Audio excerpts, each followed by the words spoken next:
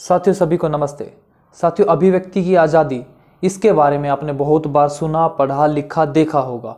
और अभिव्यक्ति की आज़ादी में आप सभी लोग इतना तो अवश्य जानते हैं कि हिंदू के बारे में कोई कुछ भी कहेगा तो कोई समस्या नहीं, कोई उसको रोकने वाला नहीं, कोई टोकने वाला नहीं, कोई किसी तरह की कोई बाउंडेशन नहीं, किसी तरह का कोई किसी भी प्रकार का कोई बैरियर नहीं।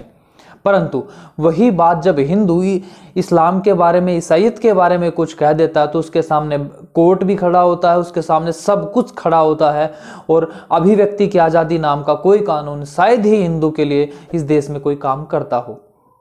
परंतु आज इस अभिव्यक्ति की आज़ादी का एक अगला चरण मैं आप सभी को बताना चाहता हूं। अगला चरण ये कि अभी तक की अभिव्यक्ति की आज़ादी में आपने देख लिया है ये, पर अब जो हो रहा है वो ये कि आज आप हिंदुओं की भावना को आहत करो तो उसके ऊपर आपको सर्वश्रेष्ठ किसी भी प्रकार का पुरस्कार, किसी भी प्रकार का सहयोग सरकार से और वहां के तंत्र से मिलने के लिए पूरी संभावनाएं हैं।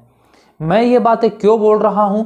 अभिव्यक्ति की आज़ादी का किस प्रकार से दोबारा हनन किया गया है और किस प्रकार हिंदुओं की आस्थाओं को दोबारा आहत किया गया है और बड़े स्तर पे आहत किया गया है पूरे भारत के लिए, पूरी हिंदू जाति के लिए, यह अपने आप में एक अपमान का विषय है। आज इस विषय को हम बड़ी गंभीरता से समझेंगे और किस प्रकार वहां का तंत्र, किस प्रकार की व्यवस्थाएं इस अभिव्यक्ति की आज़ादी के नाम पर हिंदुओं का दमन, हिंदुओं के साथ शोषण, हिंदुओं की भावनाओं को आहत करने का काम दिन प्रतिदिन कर रहे हैं। इस विषय को हम समझेंगे आज के इस वीडियो में। तो साथियों बने रहना इस वीडियो के साथ, गंभीरता के साथ इस वीडियो को समझना। और वीडियो अच्छा लगा तो वीडियो को लाइक शेयर अभी कर लेना, बाद में समय नहीं लगेगा। तो दोस्तों इसमें व्यर्थ न करते हुए चलिए शुरू करते हैं आज का वीडियो।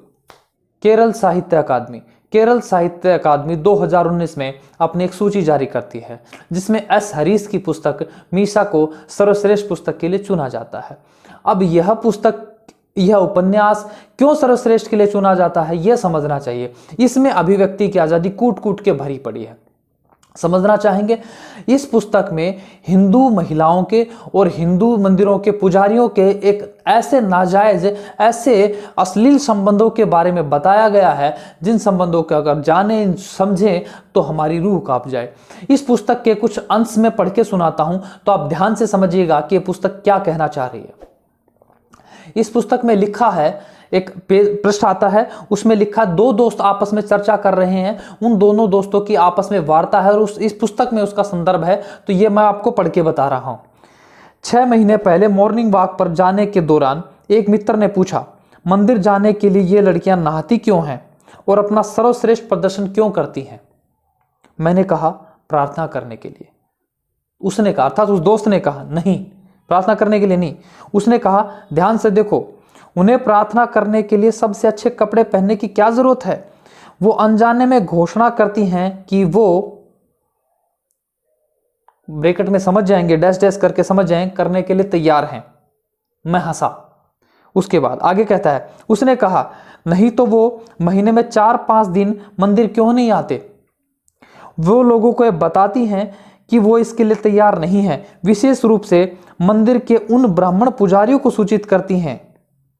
यह इस पुस्तक में लिखा है। और इस तरह की बहुत सारी बातें आपके हिंदू महिलाओं की, हिंदू पुजारियों की उस व्यवस्था के बारे में, उनके उस आस्था के बारे में ठेस करने का भरपूर प्रयास किया गया है।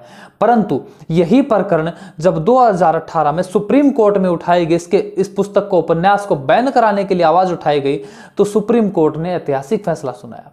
सुप्रीम कोर्ट के 3 जजों की बेंच ने ऐतिहासिक फैसला सुनाते हुए कहा कि यह तो अभिव्यक्ति की आजादी है और इस बात को कहने वाला कोई और नहीं, भारत का सर्वश्रेष्ठ न्यायाधीश दीपक मिश्रा था। यह दीपक मिश्रा और इसका दूसरा साथी चंद्रचूड़, वह कहता है कि आज इंटरनेट का जमाना है, आप इस मुद्दे को खामखा ही तूल दे रहे हैं। यह तो अभिव्यक्ति की आजादी का आप लिख ले, कोई आपत्ति नहीं है। यह अभिव्यक्ति की आजादी का, आप इस मुद्दे को न उठाएं, कोई लाभ नहीं होने वाला। और इस पुस्तक पर किसी प्रकार का कोई बैन नहीं लगाया गया। अभिव्यक्ति की आजादी के नाम पर यह उपन्यास सर्वश्रेष्ठ उपन्यासों में चुना गया।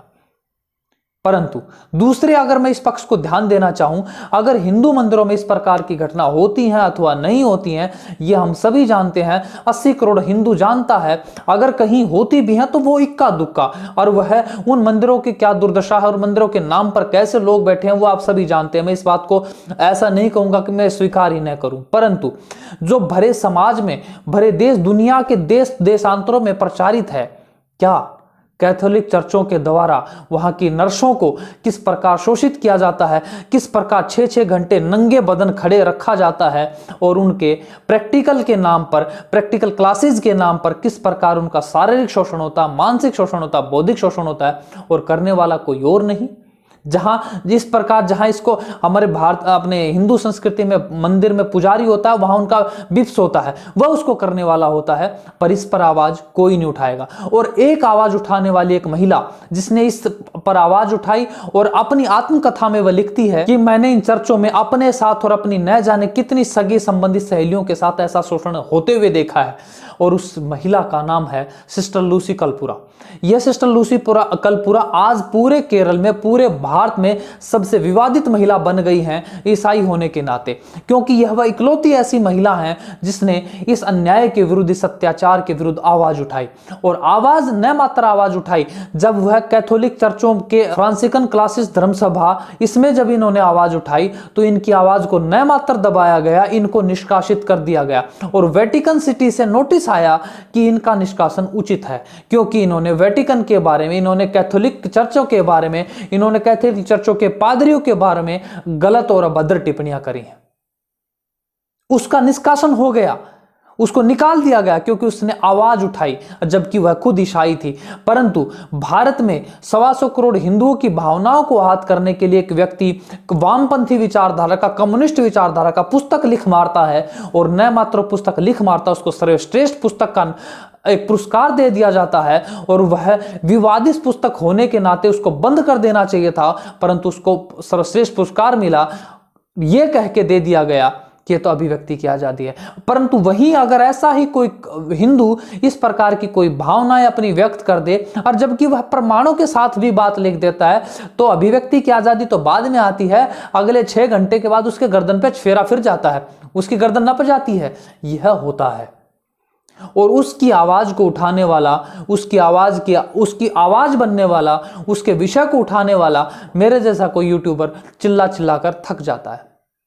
अन्याय कहां है, फैसला कहां है, सबके लिए बराबर संविधान कहां है, ये बातें सिर्फ किताबों में ही अच्छी लगती हैं, ऐसा प्रतीत होता है।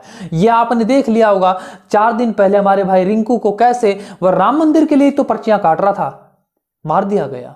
और अभी तो शुरुआत हुई इस प्रकरण की, अभी तो न जाने कितने रिंकू, मोहित, सुशील, प्रवीण खपने वाले हैं इस प्रकरण में भी।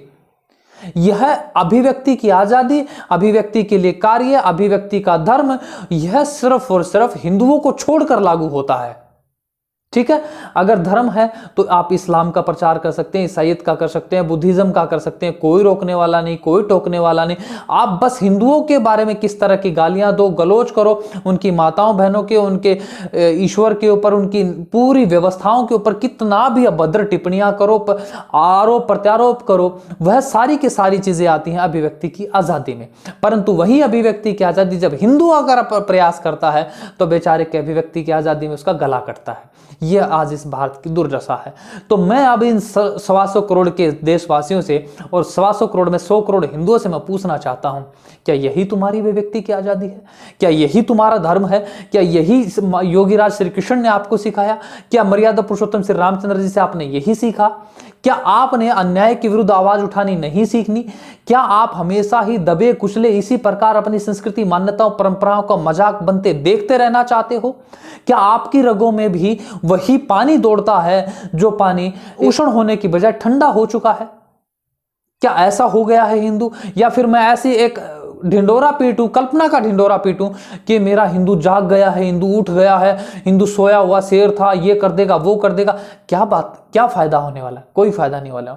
फायदा तब होगा जब प्रत्येक हिंदू, प्रत्येक मेरा सनातनी अपने हृदय में अपने ईश्वरीय मत, वेद मत को धारण करके, सत्य सिद्धांतों को ठीक ठीक जानकर, धर्म और अधर्म का रूप जानकर ईश्वर जीव प्रकृति का ठीक ठीक स्वरूप जानकर अधर्म की स्थापना के लिए, अधर्म के नाश के लिए दिन रात संघर्ष करेगा। और उस अधर्म के नाश करने के लिए फिर चाहे उसको अपने परिवार, समाज, कुल, देश का किसी का भी सर्वनाश करना पड़े, तब ईश्वर जीव प्रकृति सब कुछ उसके साथ होगा।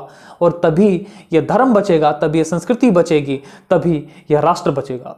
तो आओ हम सब मिलकर आवाज उठाएं, आओ हम सब मिलकर अन्याय के विरुद्ध आवाज अपनी बुलंद करें। और जिस प्रकार केरल साहित्य अकादमी ने मीशा को सर्वश्रेष्ठ उपन्यास का पुरस्कार दिया है, उसी प्रकार सिस्टर लूसी कलपुरा के जो उनकी जीवनी है, जो उन्होंने जो लिखा है, उनको भी हम सर्वश्रेष्ठ उपन्यास के नाम, सर्वश्रेष्ठ जीवनी के नाम पर सर्वश्रेष्ठ पुरस्कार दिलवाने के लिए मुहिम चलाएं, ताकि दूध का दूध और पानी का पानी, ताकि दोनों पहलू सब लोगों के सामने आए। मंदिर में कुछ अधर्म होता है, नहीं होता है, ये तो बाद का विषय है, परंतु यहां तो प्रत्यक्ष है।